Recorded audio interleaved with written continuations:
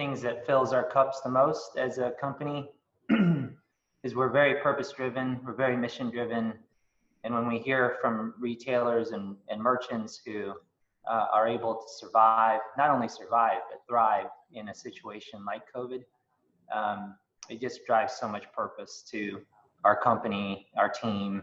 And like I said, it just fills our cups. And it's just been great to see how BigCommerce has been able to help, so many merchants, big and small. The number of online transactions has just skyrocketed. And it's just great to see how we're able to support and serve these merchants in a really difficult time. Well, when you talk about purpose and supporting and serving people, one of the things I've gotten to know about you the last several years is you are definitely a servant leader. But let's talk about a lesson you learned in life that has really helped you drive forward with purpose and service and leading. Yeah, there's so many lessons, so many mistakes. One thing that we try to enforce at BigCommerce is no matter how big we get, we don't ever want to lose our soul along the way.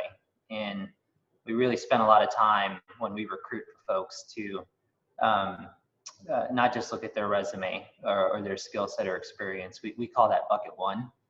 We spend a lot of time trying to get to know someone's bucket two. And bucket two, these are all the intangibles. These are values and beliefs. What we found is that if you take the time to really try to assess that, you really can figure out if someone is team oriented. Do they play a we game or a me game? Are they selfless or selfish?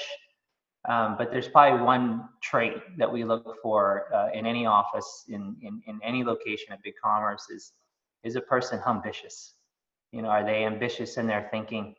But do they have a degree of humility about them to learn from other people, help other people, look at themselves in the mirror, focus on the things they need to work on and get better at, and really push themselves, really every day, just because they have that degree of humility, knowing that, hey, we can get better. And so if I could probably sum it up with one word or one phrase, I'd probably say be ambitious. So one quick question that I've always wondered about, you were originally founded out of Sydney. Why did BigCommerce decide to make Austin its headquarters and its home? Yeah, it's actually a fun story. Our founders were based in Sydney. They launched BigCommerce at the end of 2009 and found early success fast. They signed 10,000 clients, the majority of them all in the US, so they knew they had to set up a US presence. Long story short, they went to the Bay Area, they went to a lot of locations, and thankfully they were working with someone here in Austin. It was a contractor, and said, hey, before you make a decision, come visit me in Austin. I want you to meet some folks. And so they did. And they came down, and I'm going to butcher this story, but so the two founders, Australian, they leave the airport trying to head downtown. They see ranch land, farmland, they see trailers. And one of the founders looked at the other founder and said, what are we doing here? Let's get out of here. And the other founder said, no, let's go have these meetings. And thankfully they made it downtown. And what they found was everybody that they met with would go out of their way to help them. Everybody that they met with would answer their questions. If you think about being founders and trying to figure out where you're going to find your home, your new home, your headquarters, what they found was people that was just willing to help. And if they didn't know the answer, they would connect them with someone who did know the answer. And so at the end of the day, what made them choose Austin was because of the people. I like that a lot. And I think that's a great note to end on. Robert, we're so thrilled to have you be part of our first ATC interview.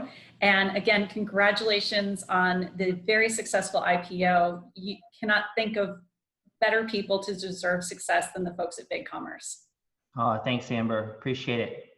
Have a great day. Thank you, everybody. You too. Thanks.